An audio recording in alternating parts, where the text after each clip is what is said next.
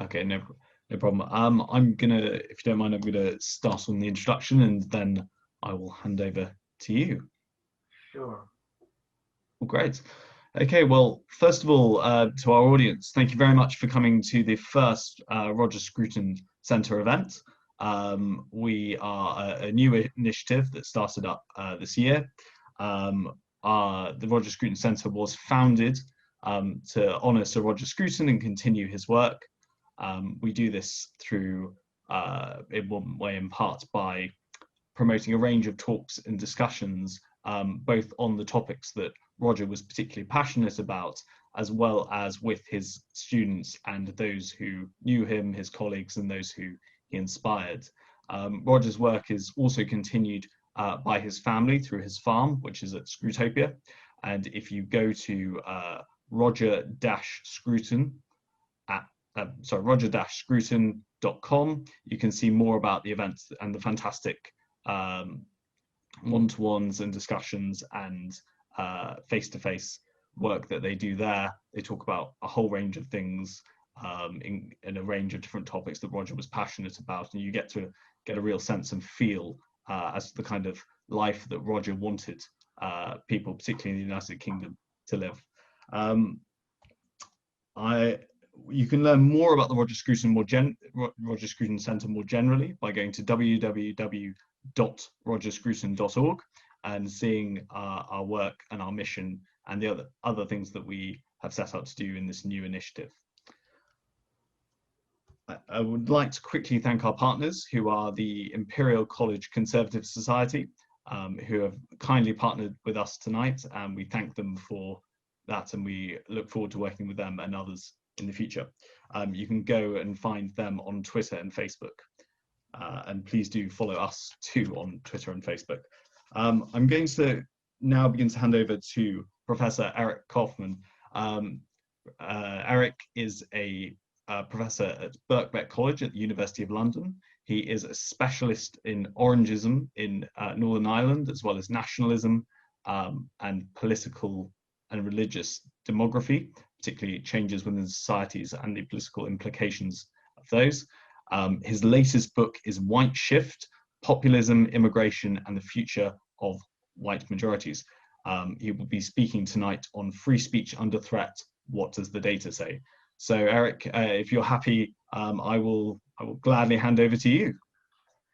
Charlie, thank you, and I'm delighted and honored to be the first speaker in this series. And I never actually knew Roger, although I did participate with him on a prospect forum on British national identity that David Goodhart had organized back in 2006. So, yeah, very honored to be here. And what I'm hoping to do today is really to talk through a lot of the data that we have on threats to free speech, because so often we hear, people like Douglas Murray and Helen Pluckrose and Robbie Suave and others have done such a great job in exposing this phenomenon and talking about it from an anecdotal driven point of view. But of course, what the riposte that you'll often get from people like Will Davies in The Guardian is, oh, well, this is just a few incidents, and the plural of anecdote isn't data. So what I want to do is kind of look at large scale data and see what the data tells us on this. And I think it's pretty clear that that backs up the intuitions that this is really not some kind of a right-wing moral panic, but is a deep-seated threat to freedom of thought and expression in Western societies. So I'm going to be speaking then about what does the data say, free speech under threat. And I want to make the case that the data very much does back up that narrative, that in fact, we are in a period where free speech is being challenged, mainly by an ideology which I have termed, since 2004, left-Modernism, and I'll talk about that in a bit. It's not the same thing as socialism. It's a blend of liberalism and socialism. It emphasizes the importance of harms, particularly psychological harms, and therefore it expands the meaning of terms such as harassment, bullying, racism, transphobia, etc. And it's that expansion of terms, which incidentally George Orwell talked about, the political meaning of words, which then justifies clamping down on freedom of speech. And so it's the prioritization an expanded conception of harm as the justification for illiberalism. This begins on campus, and I am going to talk a lot about what's happening at universities, but it's increasingly something we see off campus as well. And so I'm going to look at data on what's happening off campus. Then going to talk about whether this represents a threat to capturing the state, which in turn can be pressed into service to threaten liberty. And then finally, if I have time, a little bit of some of the downstream impacts of this speech illiberalism on some of the big social problems we face, not least polarization. The story really, contemporary story, begins in 2015. Jonathan Haidt, Greg Lukianoff's article, The Coddling of the American Mind in the Atlantic, really brought this phenomenon to the fore. And the episode of Professor Nicholas Christakis, who was surrounded by shouting students accusing him of racism at Yale in 2015, was kind of the big bang that really kicked off this new era. But I want to make the point that this is not as new as we think it is. It represents the latest, what I would call Great Awokening, or what others have, Matt Iglesias and Zach Goldberg, have called the Great Awokening, which is a sort of post-2014 upsurge in this cultural leftism. The second point, again, is that this is very much migrating from the campus off campus. As Andrew Sullivan says, we all live on campus now. So it's not just on universities, but it's to do with the arts, publishing, movies, etc. In boardrooms, in the New York Times editorial room, where James Bennett was forced to resign due to a putsch by woke staffers. And not only that, even somebody who happens to work for a power company who was photographed cracking his knuckles and making the OK sign was accused of racial insensitivity. So it's extended well beyond campus to all corners of life. Now, some would say, well, these are just a few incidents. Again, you're blowing this out of proportion. This is a moral panic. But okay, let's look at exactly what the large-scale survey data says about these things. And I want to begin with the spread of left modernist ideology, because I think that's extremely important background to understanding the threats that we face to free speech. What left modernism essentially is it takes categories that are useful or important for liberalism, which is about the protection of minorities against the majority. So that initially was about protection of Catholics in a Protestant society or Jews. It then includes racial minorities, it includes women, it includes sexual minorities. Those minority rights, anti-discrimination, that kind of politics is then plugged into a socialist worldview in the 60s in particular, which is about victim-oppressor conflict between hegemonic and subaltern groups. And this new revolutionary worldview is fused with those liberal categories, overlaid with a kind of Freudian-derived psychotherapeutic idea. This is where we get notions such as microaggression and safety culture and so on. And then there's a focus, a narrower focus on really the holy trinity of sacred totemic categories: race, gender, sexuality. In the 1960s, this ideology really gets a scale up from the expansion of the university sector and television. So this is the ideology we're dealing with, and I don't think what we've seen since 2015 is a dramatically new qualitative shift of ideology. It's simply the third major awakening, but it represents a major scale up due to social media.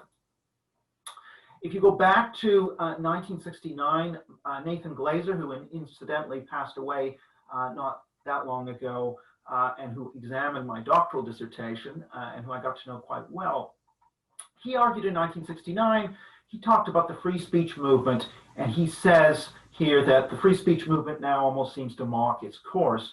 In recent years, the issue is how to defend speech, the right of unpopular political figures to speak without disruption on campus, the right of professors to give courses and lectures without disruption, of professors to engage in research they have freely chosen, the right of government and the corporations to come on campus to give information and to recruit personnel, have all been attacked by the apostles of freedom. So he notes how quickly the free speech movement switched to becoming anti-free speech. They prioritized those cultural equality around race, initially around race, later around gender and sexuality, over the importance of free speech. So that's already happening in the 1960s.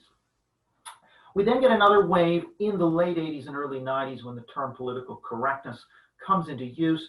Speech codes in universities emerge. Terms such as Afrocentrism become popular.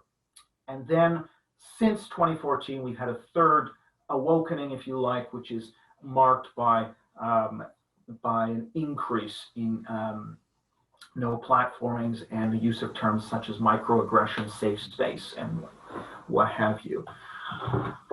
To move into some of the data here behind this, one of the ways in which we can track these awakenings is by looking at the use of the term racist or sexist. There's academic work that shows this is linked to progressivism, so progressives are more likely to use these terms and to search for them. And so if we look at the Google searches just in 1 month, the month of May 2020, the Google search index for the term racist over here on the y-axis against the percentage of Democrats in a state, you can see that in the District of Columbia, we have the highest number of people searching for the term racist, and we have the highest share of registered Democrat voters as a percentage of the voting population. Now, you might say, well, isn't this because DC has a high black population? Well, it's not only that. If you look at Maine and Oregon, which are very lily white states, they are also ranking very highly on this search term, and they happen to be very liberal states. So this is an indication then that searching for racist is a barometer of liberalism across states, but also over time. And this is where we can really see graphically the three great awakenings, if you like. If we look for this search for the term racism, this is Google Ngram English language books. The first takeoff we see is in the late 60s when Glaser was writing, a big increase in the use of the term racist and racism. Similarly for sexist and sexism, late 60s, we see that take off into the early 70s. Each time there's a takeoff, there's a consolidation. And then we come into the era of Alan Bloom's Closing of the American Mind, the rise of political correctness, late 80s, early 90s, and we see another upsurge in searches and use of terms racist and sexist. And then after 2014, another one, and we're currently in this Great Awakening period right now. So we can track actually these three distinct and discrete periods. Now, in certain publications more recently, we've seen a very noticeable jump. So the New York Times not only reflects trends going on in society, but has made a number of conscious editorial decisions to focus particularly on these left modernist topics. And as Ben Smith writes, heated Twitter criticism helped retire euphemisms like racially charged. The big outlets have gradually started using racist more freely, particularly in response to Donald Trump's behavior. So you can see the use of the word sexist and racist in the New York Times really takes off around 2015, again, marking this third Great Awakening, if you like. And that Great Awakening can also be seen in the shift in attitudes amongst white liberal Americans in particular. And this comes from an article in Vox by Matthew Iglesias. He shows, for example, that white liberals' opinions on race have moved to the left of those of Black Americans. So one of the questions that has been asked for many years, and it sometimes goes by the term racial resentment, and it says Irish, Italians, Jews, and others have worked their way up. Blacks should do the same without special favors. The percentage disagreeing with that has always been higher among blacks than among white liberals, but starting around 2014-15, the proportion of white liberals expressing disagreement overtakes that of Black Americans by a substantial margin. Similarly with attitudes to immigration, if you take white Democrats compared to minority or Black Democrats, generally white Democrats were somewhat less liberal in advocating for increased immigration, and they never exceeded 10% saying we want more immigration into the US. But starting really around between 2012 and the election of Trump in 2016, we see a big jump in the number of white Democrats saying immigration should be increased to the United States. So over 30% by 2016, 56% by 2018. And that's much higher than the share amongst Black Democrats at 32%. So we see this real radicalization of white liberals in the United States well beyond where minority liberals are, and certainly well beyond white Republicans. And that then there seems to be this relationship between increased media attention here, words such as racial gaps, inequalities, disparities as a percentage of all words in the New York Times and Washington Post, real uptick in 2014-15. That corresponds to this increased racial liberalism we see in the survey data amongst white liberals and white Democrats. So there's a correspondence between what's happening online and in the media and the attitudes that are being picked up in these social surveys amongst white liberals in particular. So that's a good indication of left modernism spread beyond campus into the general, particularly liberal population. We can narrow our focus to look at what the More in Common reports, the Hidden Tribes report, calls progressive activists. And this is one of the hidden tribes of the US and UK population. So the UK report came out a few days ago. The US report came out a few years ago. They more or less tell the same story. Progressive activists make up 8% of the American population, 13% of the UK population, and they have a number of important characteristics. One is very high social media political activity, 3 or 4 times more likely to post political content on social media compared to the average citizen. Disproportionately white, educated, urban, and professional. And this is an incredibly important group for determining trends in the culture.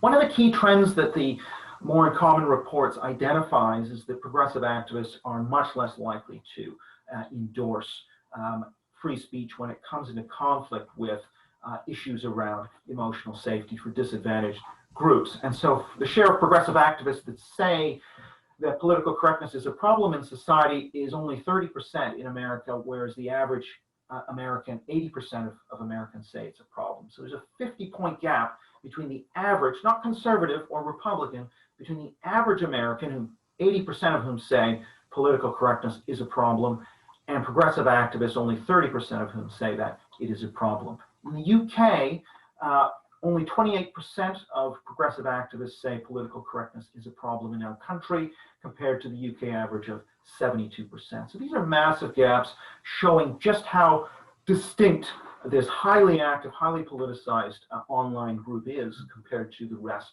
of the population.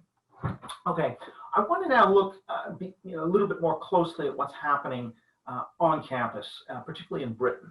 And this is coming out of work that was done and survey work that was done for 2 reports that I've been involved in at Policy Exchange. Academic Freedom in the UK, not very creatively, also titled Academic Freedom in the UK, with Tom Simpson and Remy Adekoya. We can begin with data on disinvitation, or if you like, no platforming attempts.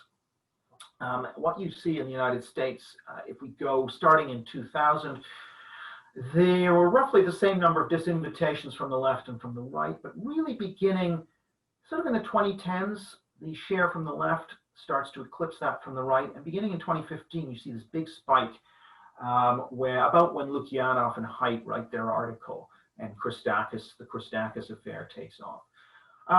That has maintained itself. I don't have I haven't graphed the data since then, but it's maintained itself at that higher level, that disinvitations from the left over 30 a year.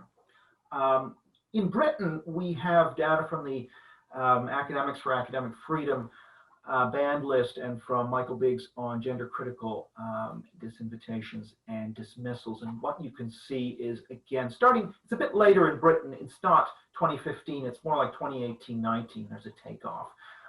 And this is now a growing problem in the UK. But one of the points that we make in the report is that when it comes to academic freedom, no platformings and dismissals are really just the tip of the iceberg, and in fact, they conceal a much, much larger problem of chill effects, self-censorship, and political discrimination underneath. And so what makes the news is actually only a very small subset of the threats to free speech. So for example, even though only about we calculate only about 0.03% of the roughly 100,000 academic staff in the UK are affected by no platformings and dismissals. The share that have been threatened by disciplinary action for speech, this comes from a UCU study, is 6%. So that's much larger. The share of academics that are willing to support a dismissal campaign for a given controversial issue, 8%. That's good news in some ways. It's not that large a number, but still a substantial number of people that are involved. The share of academics who would discriminate against a leave supporter in hiring, 1 in 3. And that is a very damning statistic. 1 in 3 academics would discriminate against a leave supporter when hiring for an academic position. The share of right-leaning, those who identify as on the right, which is less than 10% of, it's only about 7% of social science and humanities academics, who say they self-censor in their work, 40%. So now we're getting into substantial chunks. 40% is not the same as 0.03. It's a much larger share. The number of academics who'd be comfortable sitting next to a gender-critical academic at lunch. This is an important part of academic collegiality. 63% say they would be uncomfortable or would be unsure about sitting next to such a person. And then finally, if we look at leave supporting academics, only about 30% of them say they would be comfortable expressing their support for leave to a colleague. And that drops to under 20% for academics in the social sciences and humanities in the UK. And so now we're talking about a majority of conservative and or leave and or gender critical scholars who are experiencing these chill effects and who are self-censoring in their research, in their what they say to colleagues. And so we've got this, what John Stuart Mill called the despotism of custom, the eclipse of a free speech culture, to use Lukianov's term. It's really on its on life support in the universities. What about the students? Well, in our first report on academic freedom in the UK, we asked students their views about no platforming, Jacob Rees-Mogg. 52% opposed that, so that's good news. So 52% of students said, no, we should allow Rees-Mogg to speak. 25%, however, said, no, he should be no platform because he's favoring clean Brexit, which isn't great. Similarly with Halloween party dress, 54% opposed the university setting rules for what you can wear on Halloween, so that's a plus for free speech. 23% opposed. So there is certainly some good news here. Similarly, when it comes to saying, do you favor free speech or emotional safety as your priority? 49% said free speech, 34% emotional safety. So that's telling us that there is a constituency in favor of free speech on campus. Now, however, it's well known in these studies that the more concrete and less abstract you make a question, the less support for free speech emerges. And so if we think about the decision of Cambridge's Divinity School to rescind Jordan Peterson's fellowship, or Cardiff University, which did not oppose the no platforming of Germaine Greer, here students actually sided with the anti-free speech position over the free speech position. So 41% endorsed the rescinding of Peterson's fellowship compared to only 31% who opposed that move by Cambridge. Similarly with Germaine Greer, 44% said no, the university should not have overruled the no platformers. 35% said they should have. So what's this kind of telling us? Well, there's a group of people who are solid on free speech among students, but there's a significant, arguably slightly larger group that would place considerations of emotional safety above that of free speech. And then there's a significant undecided group. And that group is somewhat malleable.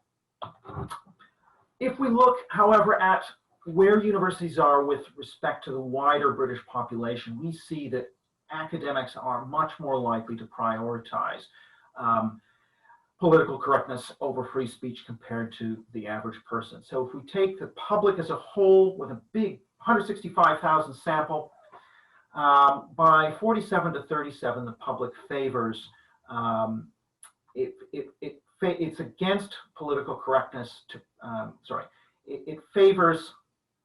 it opposes political correctness because it stifles freedom of speech. So 47% of the public say, I oppose PC because it stifles freedom of speech.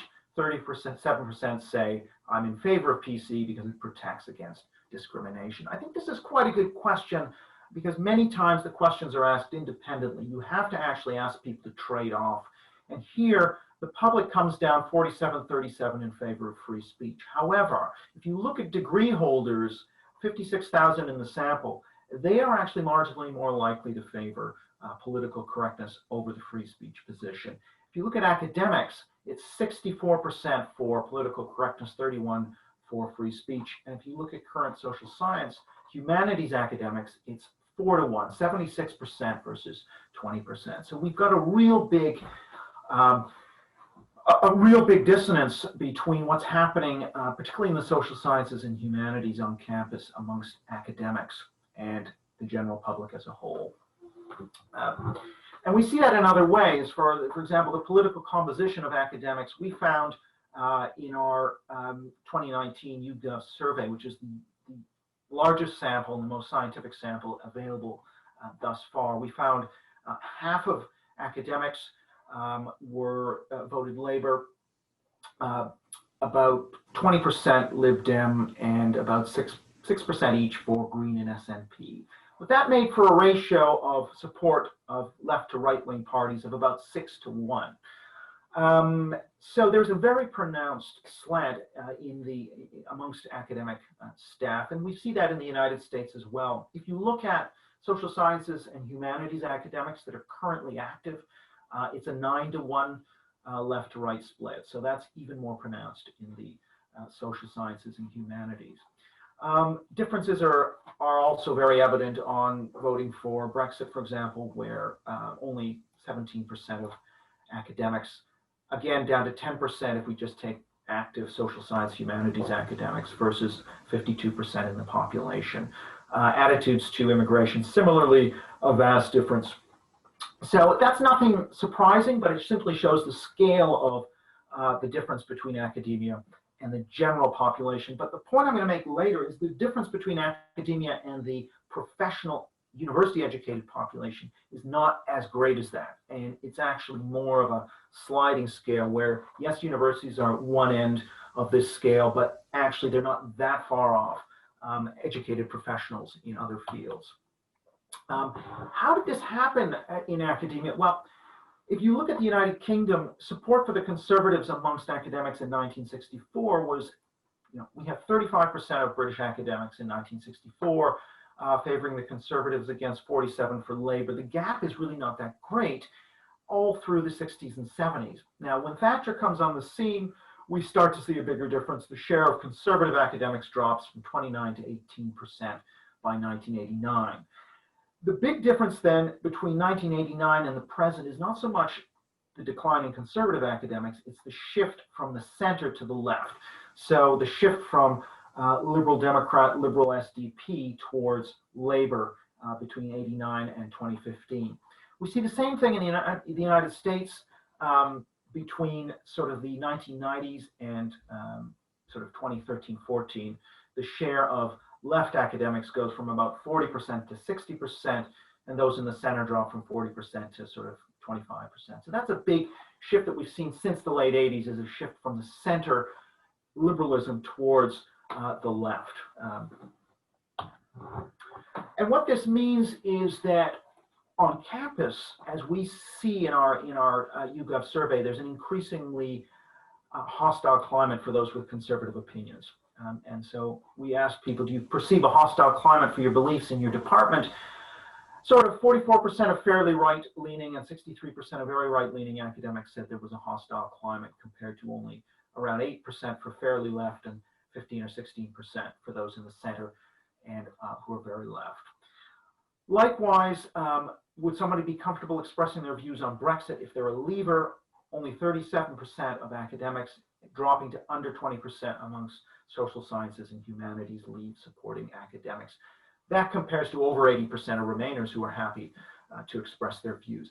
Again, this is reinforcing the fact that this big imbalance in political composition in academia is leading to chill effects and self-censorship, affecting academic freedom in that way, this sort of despotism of custom. And this is this simply irrational? I mean, you might say that conservative and classical liberal academics are really being hypersensitive. I mean, they're just listening to too much of this moral panic. The problem is, in a way, it is quite rational for academics to self-censor if their views are heterodox. Because, as we noted earlier, 1 in 3 UK academics revealed in our survey that they would discriminate against a known Leave supporter. In the social sciences and humanities, that's almost 4 in 10 academics revealed that they would discriminate against a known Leave supporter in hiring for a job. Now, it's actually not because people on the left are nastier than those on the right. Actually, conservative academics would discriminate against left-wing Corbyn supporters, for example, at a similar rate. So it's not so much about the left being more discriminatory than the right, but it's simply about the fact that when you outnumber the other group 9-1, it doesn't so much matter what right-leaning people are doing. It's the behavior of the larger group leads to a much larger discriminatory effect. And this is why there's 1 in 3.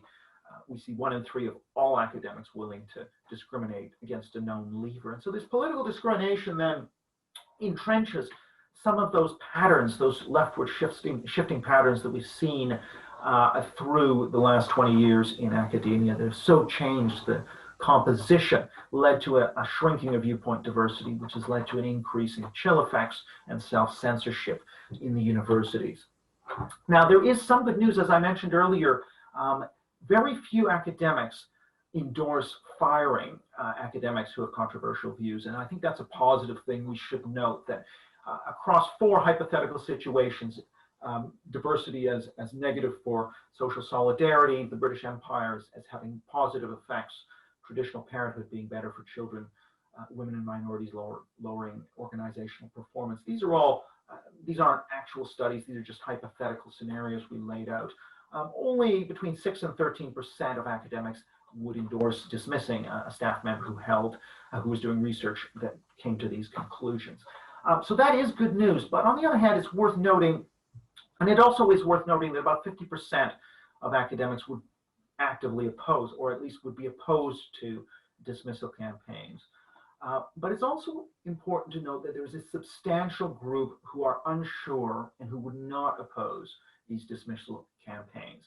And so that is actually a very important group. There's a large number of academics who are not sure what they think. And I think that reflects this cross-pressuring of their commitment to academic freedom and not having people be fired for their views.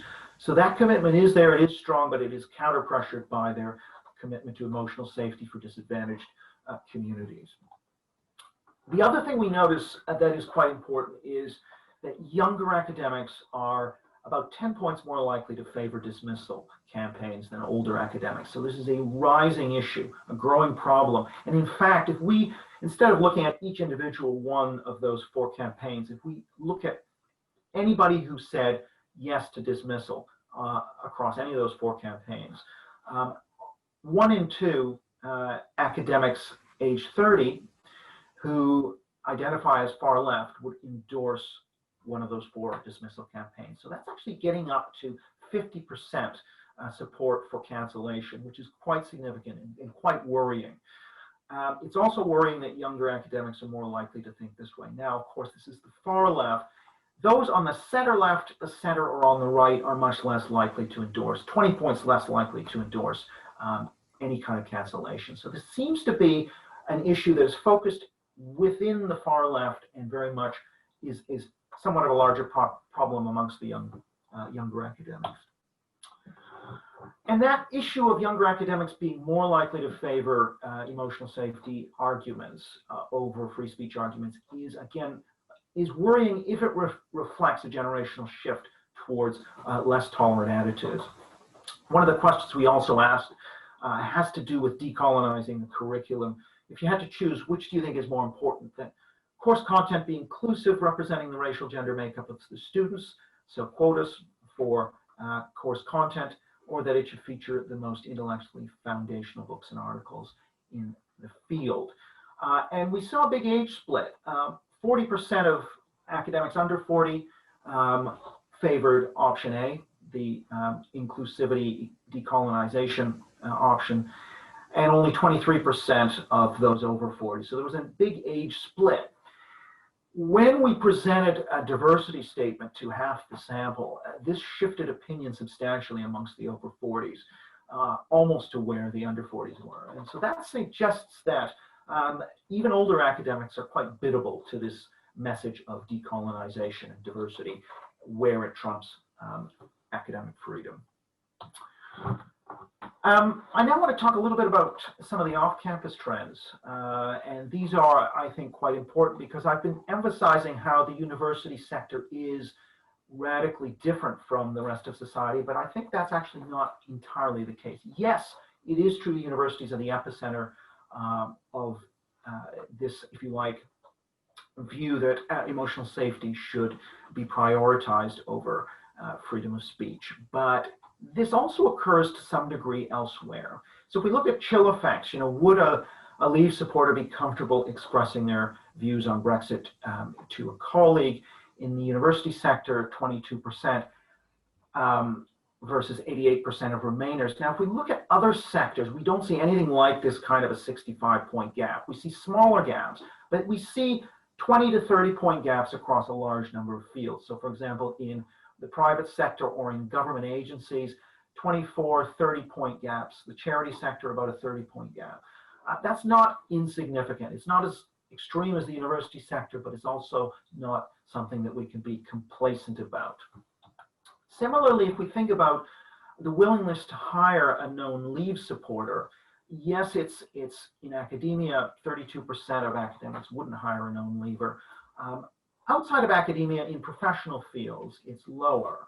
But I want to stress that actually academia is no different from outside of academia when it comes to not wanting to hire a Leave supporter. What matters is much more, are you a Labour voter or do you identify as an activist? Whether you're inside or outside of academia, you're equally discriminatory. So about 58% of academics who identify as activists would not hire a known Leave supporter. And that's about 55% for self-identified activists who work outside of academia. And so there's a similar kind of level. And so it then comes down again to the political composition of these fields as to how much political discrimination and therefore self-censorship and chill effects amongst conservatives are going to exist. And even though universities are by far or are significantly more left-leaning than other professions, it's not a black and white thing. It's a sliding scale. So yes, the left academics in blue here outnumber the gray right-wing academics by a margin of about 6-1. But in media, marketing, advertising, PR, sales, which is a sort of another category that YouGov asks about, it's about 3.5 left to 1 right. In education, it's about 3-1. And in fact, in many fields, there's a preponderance of left to right. There's also a strong preponderance, sorry, I'm just looking at degree holders. There's also a strong preponderance of Remain over Leave in a lot of these sectors. So it's not just the universities that we need to look at when we're talking about the potential for political discrimination and self-censorship. Now, it is the case that in a lot of these fields, your political beliefs don't come out in your work. And so if you're an accountant, it doesn't really matter what you vote. It's not going to affect, people aren't going to necessarily know. And so it's harder to discriminate, and you may face less of a chill effect compared to in the universities, where what you write, what you speak about very much reflects your views, and therefore discrimination is much more of a possibility. But again, some of these trends amongst particularly younger professionals are starting to echo what we've seen in the universities, this shift towards left modernism in the younger generations. Amongst US medical professionals, one survey finding 78% identifying as liberal, only 7% conservative. In looking at the top elite law schools, where the faculty, incidentally, is heavily left, you see that the students graduating now are leaning much more to the left than they did in the 1950s when we have comparable data. Similarly, with donations to political campaigns, those are increasingly amongst elite donors. The Fortune 500 are increasingly shifting towards the Democrats over the Republicans. Republicans like Trump relying heavily on small donations, 70%, compared to only 26% for Clinton. So we're starting to see a shift in some of the most important and powerful sectors of society. And that change in these elite professions, I think, could potentially have the same impact that we've seen in universities. One barometer of that comes from the Cato Institute's recent summer national survey in the US. And what we find here is amongst Republicans who are educated, who have a degree, 40% are worried that if their political views became known to colleagues, that their job or their job prospects might be in jeopardy. And amongst Republicans with a postgraduate qualification, like a master's or doctorate degree, that's 60%. 6 in 10 say that if their views became known, they're worried that their career could be in jeopardy. And that's really astounding. And I think that's indicating the degree to which this chill effect and self-censorship has migrated well off campus to other professional sectors. So particularly where we have postgraduates. Notice that for Democrat supporters, the share who are worried is lower, and it doesn't change as people move into the knowledge sectors, the knowledge economy sectors. The knowledge economy sector seems to be much more hostile to Republicans than Democrats. In terms of this age profile, and I'm getting to my last few slides here, one of the reasons that I think we need to be worried is that there is evidence that younger generations are less tolerant of speech that violates, in particular, emotional safety of disadvantaged groups. So, for example, if we look at a study that was done on Smith College in New England, looking at 2000 and comparing it to 2016, the share of Smith students in 2000 who said free speech should be granted to everyone, regardless of how intolerant they are of other people's opinions, was 70%. In 2016, it was just 47%. Similarly, 73% of Smith students in 2000 agreed that Smith College should encourage the free exchange of ideas, no matter how offensive. That share was only 50% in 2016. Similarly, we can compare current students in a Cato study in 2017. By a 68 to 30 margin, they favored a system, an anonymous system for reporting bias amongst lecturers, being able to report that to the university authorities. Whereas amongst Americans who graduated from college, that is older Americans who are college graduates, the share who oppose this is 63-36. So there's a huge, it appears that there is a big age gap. Again, something similar to what we've noted for younger academics who seem to be less willing to tolerate contentious research and speech than older academics. Now, it's unclear if this is simply an age effect or whether it is a generational effect. This Smith study would suggest that it is a generational effect and not simply an age effect. And if so, that is really quite worrying for the future of free speech. So down to sort of my last slides here, what we can think about in terms of threats to freedom on and off campus, but particularly off campus, is you start with what seem to be mild things, quotas, decolonization campaigns, diversity training, critical race theory, and so on, moving through tech censorship and advertising boycotts to try and influence media content towards the despotism of custom, some of these chill effects, enacting a social and career penalty to those who have the wrong political views. And then we get into the teeth of the state, and this is where some of this censorship and some of this left modernism is now entering into, arguably, the organs of state where it can be enforced. So this would be, in my country, Canada, we have the human rights tribunals that can drag you in, and these are extra legal bodies, but you can't say no to showing up and paying significant amounts in legal bills to defend yourself at them. Internal disciplinary hearings within organizations, which can be incredibly stressful for those who've gone through them. And then finally, being canceled, being fired, having your reputation ruined, being financially ruined, right through to then the new emphasis on hate speech and nonviolent extremism bills, which we see in Scotland in particular, and with the hate crime white paper in Britain as well, where the definition of the terms hate speech is often quite nebulous and elastic, which would allow activists to weaponize those definitions to shut down and harass people for speech, or even have the police show up at your door for things you've posted or said. And lastly, we have jail time, which would be, again, some of the hate speech bills, if the nebulous and kind of elastic definitions go through, you could wind up in jail for saying or thinking the wrong thing. And there we really are getting into an Orwellian world.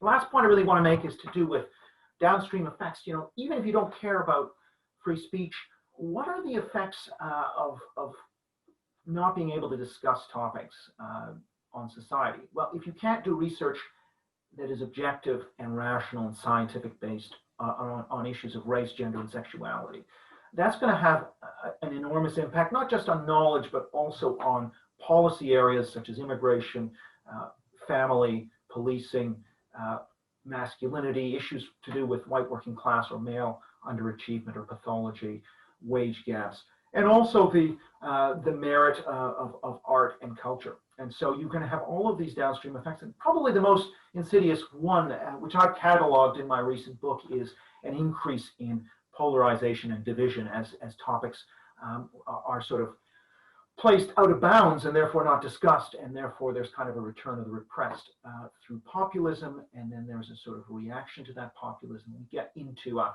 very divided society. So in order to address a lot of these serious problems, which many people who don't take the freedom issue seriously would take seriously, we actually have to address this issue of the despotism of custom and of unfreedom. So just to conclude then, I've argued that left modernist ideology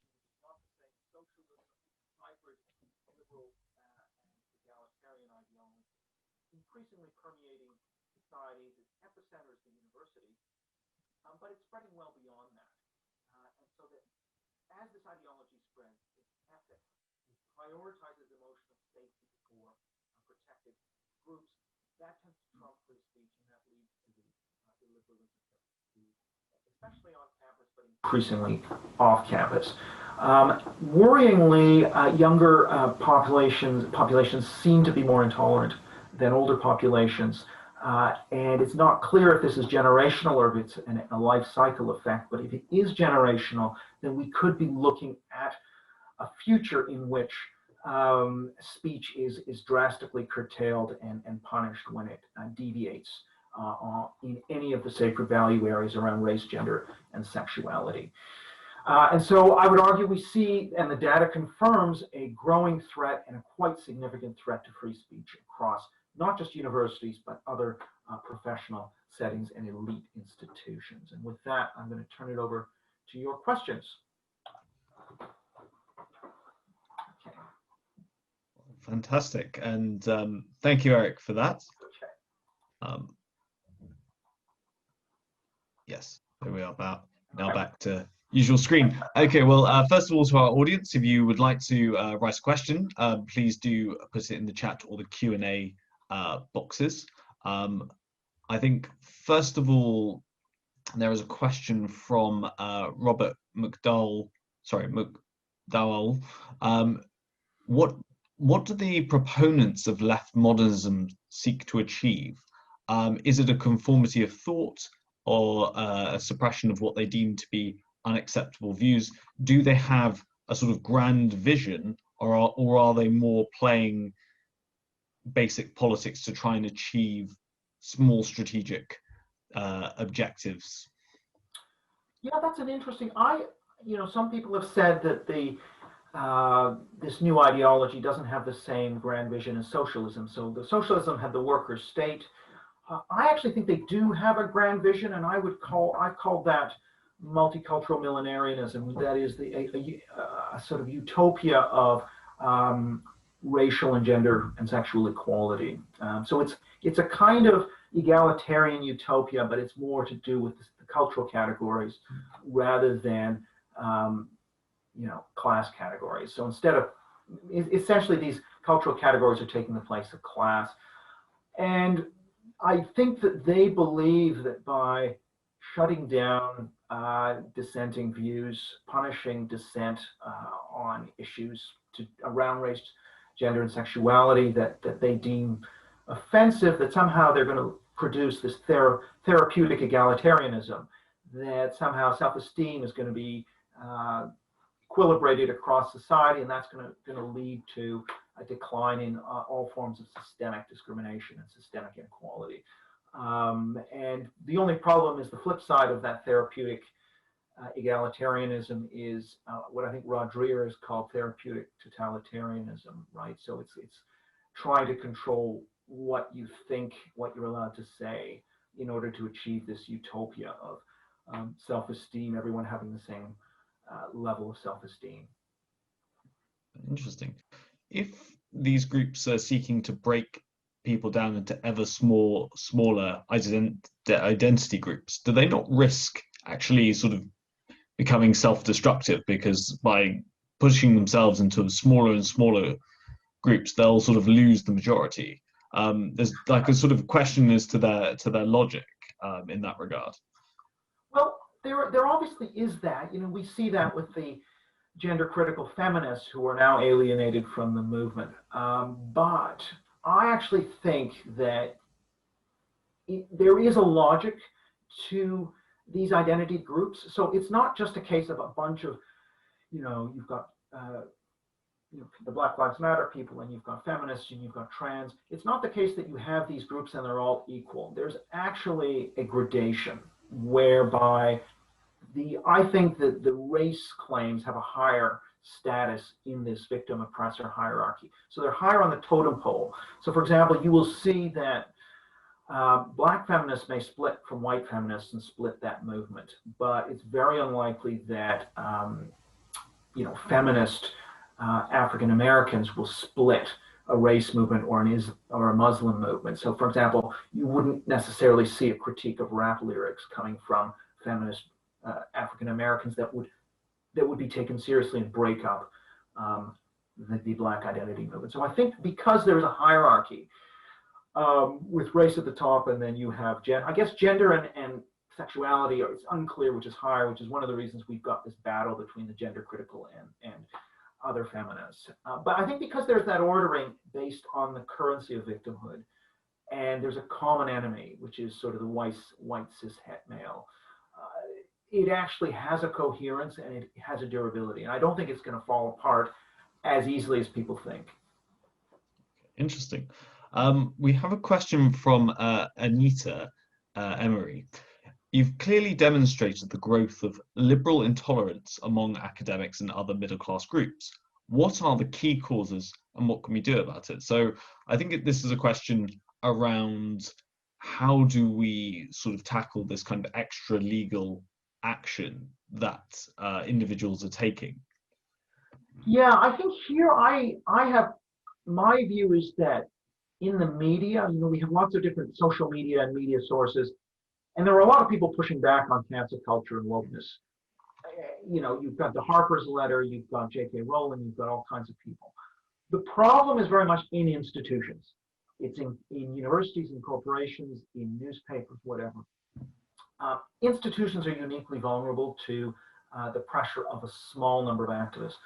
And therefore, my view is actually that you are not going to solve this problem without government intervention. And with the university, so we've seen, for example, in the United States with Trump's executive order on critical race theory, saying that you can certainly teach critical race theory, but what you can't do is force all staff members to attend these sessions as if this is scripture. So I think that's very important, that actually governments need to get involved. One of the things we advocate for in our academic freedom report is essentially a figure who can champion academic freedom on the Office for Students, a director of academic freedom. So any staff member or student can appeal over the heads of their university to this impartial individual who is scrutinized by Parliament. That short circuits, gets around the university systems and gets around because the university systems will be controlled by academics who are either themselves left modernists or they're afraid of left modernist activists, and therefore things will always gravitate to the most kind of anti-free speech position that they can get away with. That's why it's important to have popular democratic oversight. So that the critical race theory, also what the British government has done in the education sector, saying that we must have political neutrality. You can't present the Black Lives Matter view as truth. You actually have to have two sides. You have to be politically impartial. That political neutrality is something I think government could also ask of universities, not of professors. Professors should be allowed to, and students should be allowed to have whatever position and teach whatever they want.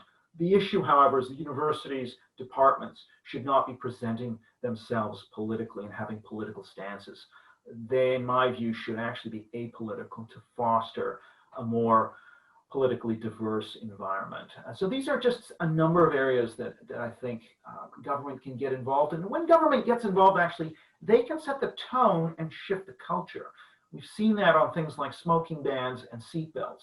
That it's, yes, initially there was a smoking ban, but pretty soon it became etiquette not to simply light up, even when no one was watching you. And I think that government could take the lead in saying, well, no, society prioritizes freedom of speech and conscience over the claims, what I would call the socially constructed and exaggerated claims of emotional safety. I think government has to take a stand on that. I think the law needs tweaking in several areas. So the law is pretty sound, actually, but it's not being applied in many organizations. In universities, they're deviating from the law, but the law needs to actually be very clear on where the boundaries are for harassment. What is harassment and what isn't harassment? What is racism, what isn't racism, etc. Those have to be defined with respect to case law in order that there's no wiggle room. Because if there's any wiggle room at all, these institutions are going to go with the most sort of anti-free speech part of it. So I think I'm not of the belief that this is something that the market's going to fix, that good ideas driving out bad ideas. That might happen in 50 years. However, I think there's a lot of room for action to simply apply the law within institutions that are government run and funded. And that will send a very important signal to the rest of society.